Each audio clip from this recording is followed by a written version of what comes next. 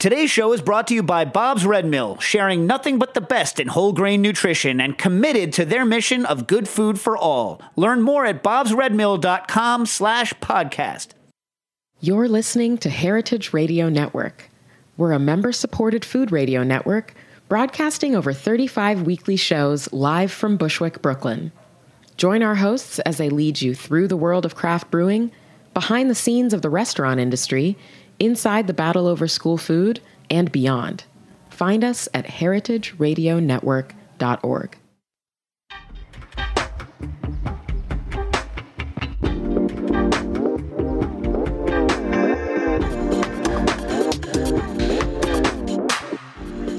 Welcome to Meant to be Eaten. I am your host, Andrea Ween, and today on the show, we are talking about soul food and African American culture as it's spread to places like the U.S. and Brazil. Calling in on the phone, we have Fred Opie, author of the soul food book Hogs and Hominy and professor of history and foodways at Babson College. And in the studio with me, I have Adedoyin Teriba, a professor of architectural history at Pratt Institute here in New York. Gentlemen, welcome to the show. Thank you. Thank you very much, Andrea. Fred, let's start with you and lay the groundwork for the whole show today. What is soul food? How do you define it? Soul food, I would break it down into it's the best way to explain African American cuisine. It's the cuisine that evolved out of cultural survival from Africa, dispersions to different parts of the Americas, and I guess when many different African cultures from West and Central Africa came together, and then also the mix of influences from Native Americans first, and then Europeans that all came to this place that we call North America during the colonial period. So it's an amalgamation, it's a creolization. When two things come together, nothing is ever the same, and that nothing in terms of African Americans, what we now call today soul food. I think when people say soul food these days, sometimes we think it's Southern food. So what do you see as the real difference between soul food and Southern food? Very little. There's a huge debate, depending on who you talk to. Essentially, I look at people who grew up in the South.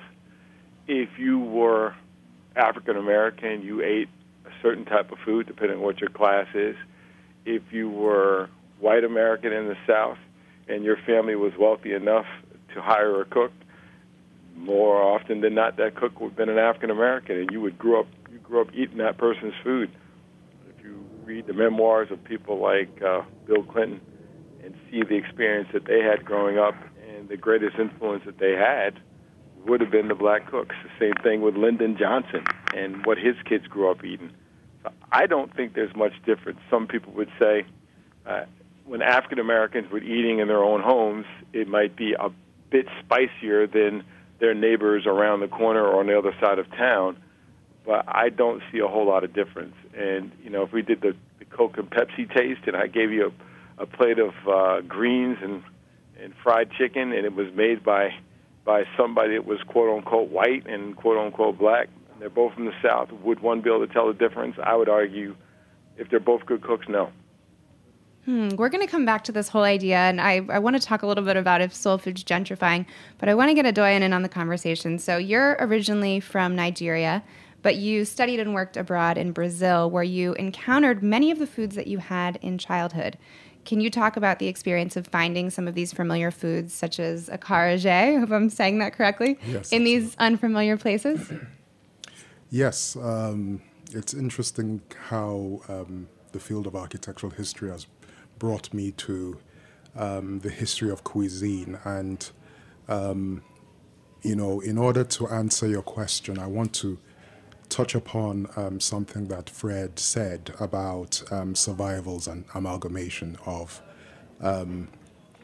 whether it's West African or Southern African or what have you, food traditions in the Americas. So in the course of my architectural research, I encountered pleasant surprise, as you said, akaraje, which is actually the phrase, one phrase is actually from two Yoruba words, and I am actually a native speaker of the Yoruba language. It's a very, as you know, it's a very big ethnic group in southwest Nigeria. And akaraje is a combination of two words known as akara and je.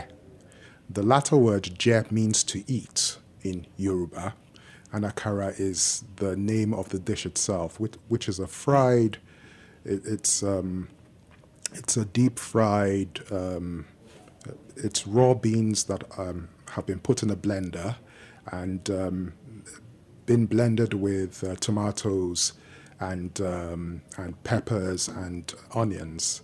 And so the blend is taken with a big spoon and then deep fried in this very large black pan. If you go to Salvador in Bahia, where I did a lot of my architectural research, it so happens that there are these ladies, they're called the Baianas. They dress, very beautiful women, they dress in what looks like Victorian dresses, and they sell this on the street. They actually fry this from the street. So the story goes, one of the stories anyways, goes about the origin of akaraje is that it goes that the slaves would sell akaraje on the streets, and they would say, akaraje, come and eat akara, akaraje. And so akaraje became akaraje. And so it was just quite a pleasant surprise. But I also want to say, sort of to add to what Fred said, he used the words both survival and amalgamation. And sometimes I think that what he said was very profound in the sense that sometimes when something survives, it doesn't survive in the original state. And the thing I discovered about akaraje is that it's different from akara in Nigeria, and it's bigger, it's more of a sandwich, whereas the akara was smaller in scale. To this day it's made and it's about the same size, but the Brazilian renditions, survival as it were, amalgamation, is not only bigger, the cooks cut it into two like a sandwich, and they put prawns inside and some a peppery substance as well, and so you can eat it like a sandwich. In your opinion, then, is one of them, quote unquote, more authentic? That's a very good question. I mean, I think my response, people would you could probably even get a heated, for lack of a better phrase, and I hear Fred laughing, a heated debate on that. I think where I fall is that in that debate is that authenticity itself is, I think one has to problematize and really interrogate that word, because I think sometimes when people think about that, they think of a creator, a single author of something. But what something like akaraje illustrates is that people take things and make it their own. And so I would sort of deftly evade that debate and say that both akara and akaraje are different and unique dishes with some relationship. Fred, when you think about this and taking foods from different places, obviously soul food has such a rich history. How do you think about this type of food or foods like akaraje as an indicator of social position or this cultural identity when they've been taken from one place to another? Well, in terms of cultural identity, I think foods like akaraje, they speak to the movement of people, and they speak also to one's economic status. The fact that this was a survival food in one place and then a familiar food in another place is interesting to me. But the ideal that when I first did my book tour for Hogs and Hominy, I was convinced that many things were distinctively African American, And then when I went out and did talks, people would stand up who looked nothing like me in pigmentation nor in origin and said, we did that too. And so what I began to understand is that some of the things that we think are authentically African American were authentically rural. That is, people who came from farm countries, and this is what you eat in that type of cultural milieu. So it identifies not just one's complexion or culture, but it also identifies one's topography. That is, where do you grow up, and what does the surroundings allow you to produce that you can consume and survive off of? Adedoyin, you teach a course on the architecture of informal economy, which explores the architecture of temporary housing, slums, and what's designed to be temporary, how it comes to represent something bigger and more significant, which I think ties into what Fred was just saying, the sense of cultural identity. But how does food tie into that? Well, that's interesting. Well, actually, one of my students is, she may be, well, so in other words, I was about to say, I'm pausing because I'm wondering whether I should broadcast her research or not. But it's interesting that she wants to explore basically how different slums, how certain dishes are specific to different slums, and how the smells of those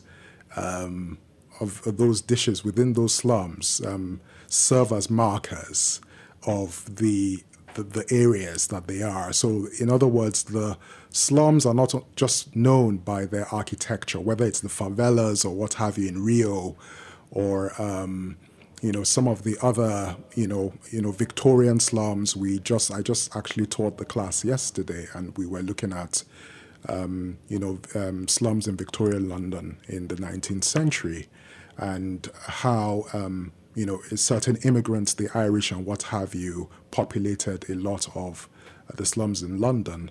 But I challenged her as because of her background as a chef. She's actually a chef, and she is closely tied with this show. And it's our producer Coralie for everyone. And it so happens that she has this wonderful idea to explore a part of Chinatown in New York. And I challenged her to really think about the cuisine and how, the history of that settlement, of the Chinese and the immigration in New York, and what architecturally their settlements looked like. There could be a conversation there with the various smells, because, architectural form is not just, which is a huge concern of mine. Architectural form is not just embodies. It's not the only thing that embodies a locale. Smells, too, embody, particular locales. So that's how I would connect them. And I think to moments in time, Fred, I know you've done a lot of work around different events and movements as they relate to food and soul food particular. So slavery, the Great Depression, civil rights movement. What types of effects do you think that those events have on our food landscape? Well, you talked about identity, and there are certain foods that become identified with certain movements. So you mentioned in the conversation, the Irish came up. Well, if you think about the Irish, every culture, I think every people have foods that are associated with them from their historical past. So the Irish people think about the potato famine. When African Americans, and you talk about the civil rights movement, I think one of the things that comes up and first in my mind is fried chicken. Why? Because it is one of those foods that is very portable. It's one of those foods that you could make. So if you look at, for example, the March on Washington that happened in 1963, people who were traveling from long distances to get to Washington, D.C., if they were traveling by bus or if they were traveling by train during the Jim Crow South, you would put your lunch in a shoebox. And that shoebox almost always had fried chicken in it, a slice of pound cake, a piece of fruit, and then some salt and pepper wrapped up in a napkin. Well, those were all dishes that were portable, that you could travel well. So many times when people thought about activism, one of the first things that would come up in terms of food conversations would be fried chicken and pound cake. They just became associated with that. So I think it depends on the movement you're in. Occupy Wall Street that I went and did field work on, when that happened, one of the things that I noticed is what became most associated with the food made by the members of the food pantry there.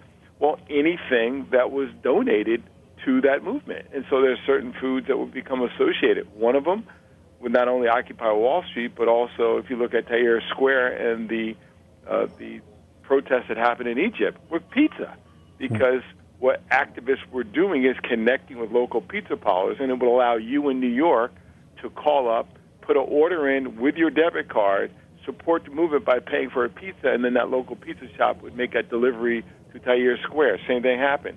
So I think it depends on the movement and what food is used to sustain that movement, which is one of my arguments, is that food can start a movement, but food can also sustain a movement. That's so interesting, and I had no idea about the pizza. It's kind of incredible that I think the internet, has been able to facilitate something like that and really change a lot of what people are eating on the ground. Have you seen Black Lives Matter and the current movements of our day that we're in right now impacting these foods and food sustaining these movements? I have not seen foods associated with Black Lives Matter, but I think it's just a matter of taking the time and starting to do the research, because most of the protests that I've seen, if you're going to have any kind of serious protest, it takes time. It's a commitment to being there to organize it, being there to be a presence. And you can't have a movement with presence without having a way to feed people. I tell people that I live here in the Boston area, and I lived for a long time along the Boston Maritime, the running route. And neighbors all brought out food and beverages, whether it be orange slice or whatever, to sustain the runners. And Black Lives Matter, any of those movements, if they're out there for a long time in the street, they have to be sustained with food. Mm-hmm. It's just a matter of time of looking through photos on Facebook or articles or oral histories that you're going to start to see what people were consuming while they're on the front lines with Black Lives Matter. I'm Adedoyin, and you are listening to Meant to Be Eaten. We are talking about the movement of soul food and African American culture across the globe, and we will be right back after a word from our sponsors.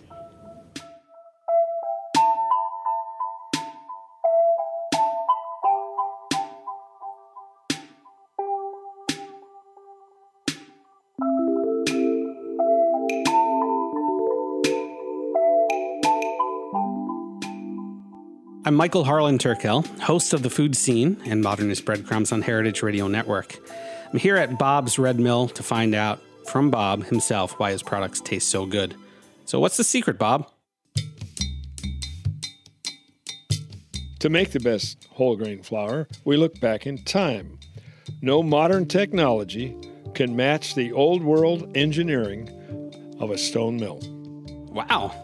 Bob's Red Mill is using stone mills? How old are we talking here? Well, the stone mills are practically as old as mankind, and no matter what civilization they uncover, they find two stones that people were rubbing together to make something they could eat, whole wheat flour.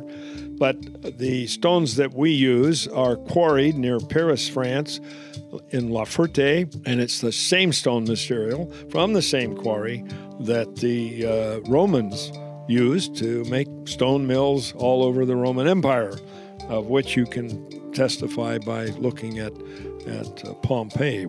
It's a quartz material. It has a uniqueness about it. It's very hard. It has a certain porosity, and they put the stones together in a unit of 20 pieces and band it so that they use only the best and sharpest parts. It's an ingenious thing, but very old. Thousands of years old. So it's pretty cool. Those sound like some really special stones. How do they work? Stones turning either the top or the bottom stone, turning at 100 to 125 revolutions per minute. produce a lovely 3, 4, up to 500 pounds, depends on how soft the grain is. The bottom stone is the bed stone, and it's also called the nether stone in the Bible, but it also now turns for some configurations. Would you say that using stone mills lead to healthier grains? I know they do. I can watch it. I showed you. You know it as well as I do. The grain goes in the top, goes through the stones, and it comes out. We don't lose anything, and we don't add anything.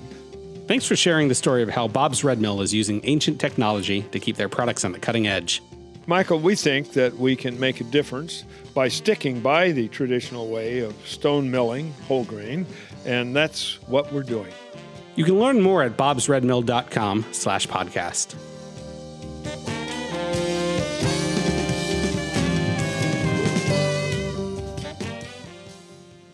You're listening to Meant to be Eaten. I am your host, Andrea Ween, and we are in the studio today with Adedoyin Teriba and Fred Opie. We are talking the movement of soul food and African American culture across the globe.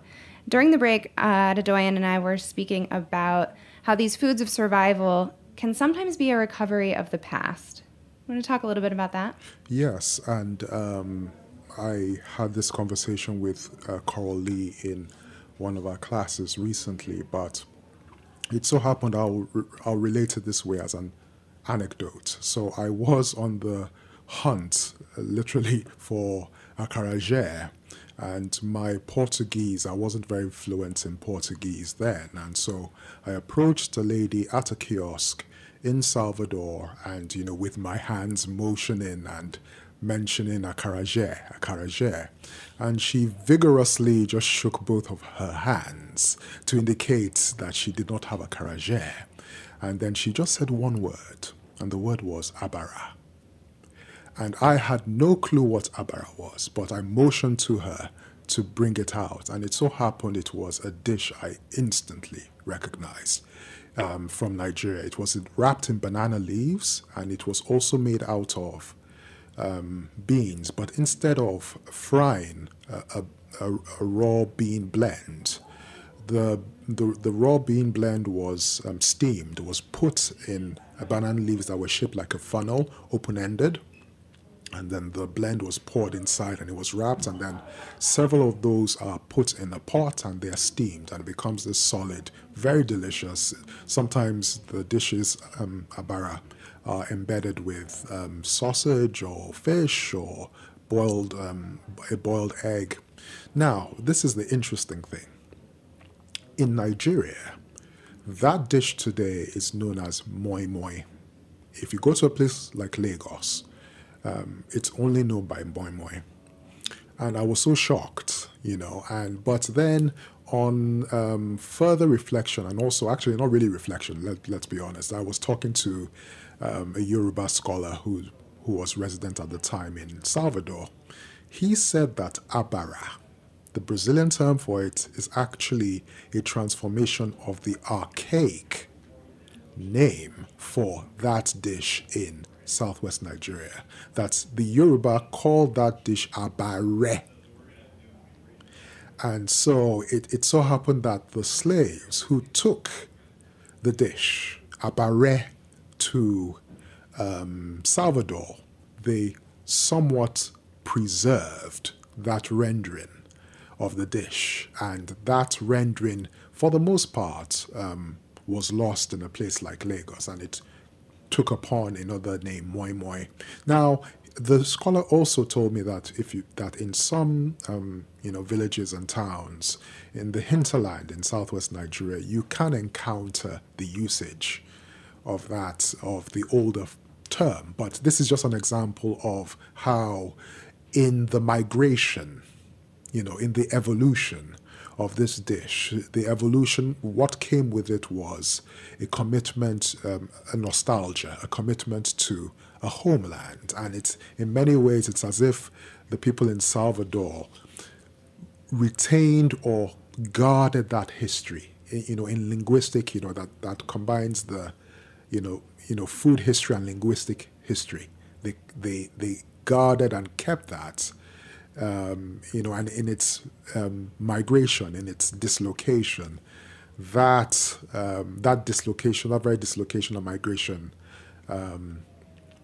safeguarded that, whereas in the homeland it was not so. It's almost like a time capsule in a different place. Yes. That was surprising for you to uncover, but I'm sure also in a way comforting to find that piece of home away from home. Yes. Something also that we had been speaking about was when people who maybe are born in a different place, so a Nigerian family, American born, they may seek out restaurants from their homeland because it creates a way to connect. Yes. And Fred, you were talking about, you and Drea were talking about Black Lives Matter and movements, and how food may or may not, come to embody, an episode in history, politically and what have you. And I couldn't help but think in a similar, in a related context of my own experience living in Brooklyn and going to a Nigerian restaurant in Brooklyn to, eat dishes that, because of lack of the ingredients around me, they're just hard to prepare. And so there's a way that I wouldn't call it a movement, but I guess in some sense it's a kind of tacit movement to recapture, through the tastes, through the very tastes. Of course, that Nigerian restaurant is much more than that. It's, the owners use the space as a way to either play Nigerian music or, show a film here and there. But in other words, for people who may be of Nigerian ancestry, who may have never, ever gone to Nigeria, their parents came, the food becomes this way of connecting with the homeland that's, in their imaginations. Dan Pashman, who hosts The Sporkful, came on the show a few weeks ago, and they did an entire series called Your Mom's Food.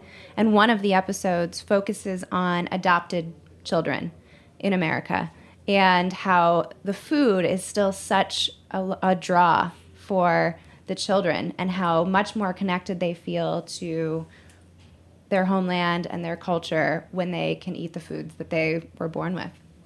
I want to switch gears a little bit and get your opinions on, there was an article recently on The Atlantic called The Future is Expensive Chinese Food, which took a long look at the idea that there's this global hierarchy of taste. So essentially, the more powerful and richer the inhabitants of a place, the more likely its cuisine will command higher prices. So we look at Japanese versus Chinese. And then this article also mentions that nearly all cuisines with the highest check prices are ones that are generally associated with whiteness. So I'm interested, Fred, we'll start with you first, to get your thoughts on this theory and how we might think about that in the context of African American or soul food. It's interesting. I had a graduate student from I believe it was the Columbia School of Journalism, the graduate program, call me up, and she's doing a project on gentrification through the lens of food in Harlem and how there are restaurants that are in many ways, I don't know if you say hijacking or appropriating. I think that's probably the more appropriate term they're appropriating these foods and, as you just said, raising the price for them as the neighborhood has changed and the rents have gone up. So some of the same dishes are now from mom and pop restaurants that were kind of hole in the walls to now they're in white tablecloth establishments run by people that don't look like the original folks that cook these dishes, and the price is twice as much. It is a pretty amazing thing. But isn't that true about all food? Mm-hmm. I mean, we talk about French cuisine, and the history of French cuisine is the history of poor people in the streets of France taking foods out of the garbage of the elites who were eating high in the hog and throwing away the parts of the hog that were low, like trotters and intestines, and coming up with all kinds of ways to slow cook these very difficult cuts of meat to make them palatable. And now, many centuries later, we're going to a French restaurant, eating the same thing, and paying a lot of money for them. So I don't think this is anything new. I think it is the price of gentrification when it comes to culinary taste. Yeah, I actually was just having this conversation right before we came on the air today with someone. I think the issue that many people have is that when those establishments set up shop in a place like Harlem, then those mom and pop shops aren't benefiting from the influx of money and wealth that's coming into the area. And that's the problematic piece. Less so that maybe someone is cooking from a culture that's not their own and exposing people to it, but more so that they aren't paying homage to the people who came before them and are actually maybe even putting them out of business in some instances. You know, one of the interesting things along that same line is that I found, and I'll give you an example of a restaurant in Baltimore, right around the corner from Pimlico Raceway, and it's called Lake Trout. It's still there, but I grew up as a college student going to this place, and it didn't matter what time of the day you went, Lake Trout had a line going out the door with great quote-unquote soul food. It didn't say soul food on it, just said Lake Trout, but, you know, we would call it soul food. And it was fried fish that would be deep fried, and it wasn't actually trout. It was a different type of fish, but they just called it trout, just kind of a term. They would deep fry whole fish that were deboned, and then they'd wrap it in Wonder Bread and then in aluminum foil, and you get like 6 or 7 of these fish, and then they had these dinner rolls that were to die for, and you could get sweet potato pies that were mini pies, kind of like the bean pies you could get from the Nation of Islam brothers on the street. They were these small pies, individual pies. And they had all these, you know, your typical great food that you would have on a Sunday meal that they would sell at this place. And it was wonderful. So I leave, I go off to become a professor, and then I'm back in Baltimore, and I said to somebody, let's go to Lake Trout. And we go back there. Now, the same business has been modernized as far as its appearance. The aesthetics are much more pleasing. The hole-in-the-wall appearance has been made over. And the food isn't halfway as good as far as I'm concerned. No offense to the owners now, but it just wasn't the same. So when I asked the backstory, this is the backstory. This was an African-American couple who ran this place, and they used it to raise their family, make a comfortable living, and particularly, I think the story is they had one daughter. I don't know if I have it right. Somebody will correct me if they hear it out. But they had a daughter, and they put her through professional school. And the last thing they wanted her to do is to come back and run that restaurant. So when they got to the age of retirement, they just sold the restaurant. So there are some times where gentrification means an African-American owner and operated business is put out of business, but there's also times where people are like, look, I worked this hard. I don't want my child working like this. So now that we put that child through school, we're moving on up like the story on TV. So that often happens, and people don't necessarily think about it. The parents don't want the kids to do that kind of work because they know how hard it is to work in the food industry. Adedoyin, Nigerian food is here in New York in some places, but it's not widespread like French food or like Vietnamese. If you saw a white chef open a Nigerian restaurant to critical acclaim and all of the bells and whistles, and it had pretty high price point on it, how would you feel? Interesting. Quite frankly, I would be less concerned with his identity than with what I would think of as perhaps some of the other factors that may account for the high prices. Because as you and Fred were talking about that restaurant in Baltimore, I couldn't help but think of, Buka is a Nigerian restaurant in the Bed-Stuy area in Brooklyn, and the reality of, the prices of properties and, the consequences of gentrification in that sense, and how that has led to has contributed to an increase in prices in order to pay rent, but also, just taking one particular dish, for example, that the restaurant serves, fried snails, the difficulty of getting, snails in bulk in a place like New York, and the costs that come with, transporting snails from wherever, I see that. So on the one hand, I've been in this country long enough now that I used to, when I first came to this country, and I would maybe buy, some Nigerian dish, I would do the mathematics. I'll convert the currency from dollars to naira, which is the currency in Nigeria, and I would just shake my head that, the same thing I could get for much cheaper in Nigeria. I don't do that anymore. Got depressing. Yes. But in other words, I've noticed, so in terms of, frankly, the identity doesn't really bother me it doesn't bother me at all. I think, Nigerian cuisine should be something that everybody should share, just like any other cuisine. We all do this. But in terms of the economy, in terms of things that gentrification engender, that's where I think so the factors that I see how that actually in some cases also influences the taste of the food as well. So like if you have because of where you're staying, because the restaurants, it's a fantastic restaurant. I eat there a lot, suffice it to say.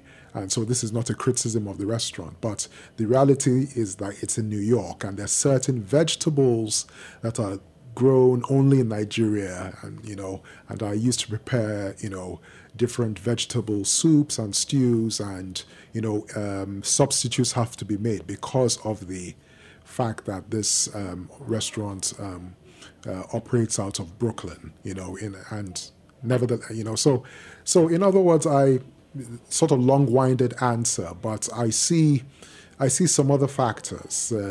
Identity doesn't bother me at all, but just the other factors with gentrification, the reality of making ends meet, but then even in the the sizes and all of that of the dishes, it's interesting. All of that is quite interesting. Fred, in the U.S., where ingredients are available for chefs who are cooking soul food, how do you see this issue of African-American chefs versus white chefs and the level that they've all been elevated to play out? I'm going to answer this, and then I'm going to have to jump because I have another commitment that's going to start shortly. I think the same way that women have been marginalized as professional chefs in the industry, similarly is the case for black and brown people. And I think it's the same thing in food media. I mean, if you look at the outlets in food media, whether it be radio, podcast, TV shows, we don't control any of them as black and brown people. And as a result, it's the same old networks of recycling people that you know and you feel comfortable with, that you went to cooking school with, or you went to journalism school. So I think chefs, an opportunity for black chefs in the restaurant. I've talked to quite a few people, and it's a very similar story to women, except for the sexual harassment. There's an harassment, but it's racial in identity. And the thing that's crazy about it is that most of the restaurant, the back end of restaurants, are sous chefs and down, are black and brown people. And most increasingly brown people. I mean, as I said to people, when's the last time you actually had a pizza made by somebody that doesn't speak Spanish in New York? Probably not in a long time.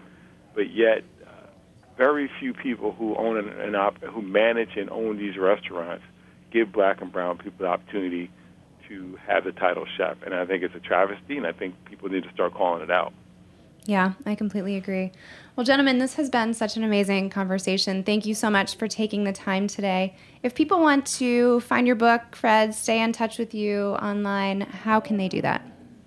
Real simple, fredopie.com. There's links to my podcast, my blogs, and my books all on there. I'm pretty active on Twitter as well as Facebook, and I welcome questions and comments and suggestions for future topics of discussion. I think this was a great one, and I really appreciate you having me on with you. Great. Thanks so much, Fred. Adedoyin, if people wanted to get in touch with you? So, yes, I teach in the History of Art and Design department at Pratt. They can send me an email. That's the best way. I would love to hear just comments and even just really continue this conversation that links food and architecture together. I also want to thank Fred for such a wonderful conversation, and you as well, Andrea.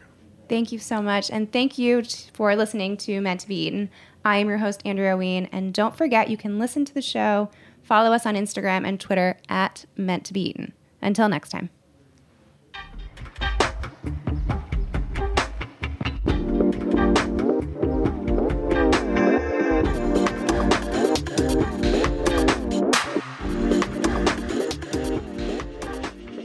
Thanks for listening to Heritage Radio Network, food radio supported by you. For our freshest content and to hear about exclusive events, subscribe to our newsletter. Enter your email at the bottom of our website, heritageradionetwork.org. Connect with us on Facebook, Instagram, and Twitter at heritage_radio. Heritage Radio Network is a nonprofit organization driving conversations to make the world a better, fairer, more delicious place. And we couldn't do it without support from listeners like you. Want to be a part of the food world's most innovative community? Rate the shows you like, tell your friends, and please join our community by becoming a member. Just click on the beating heart at the top right of our homepage. Thanks for listening.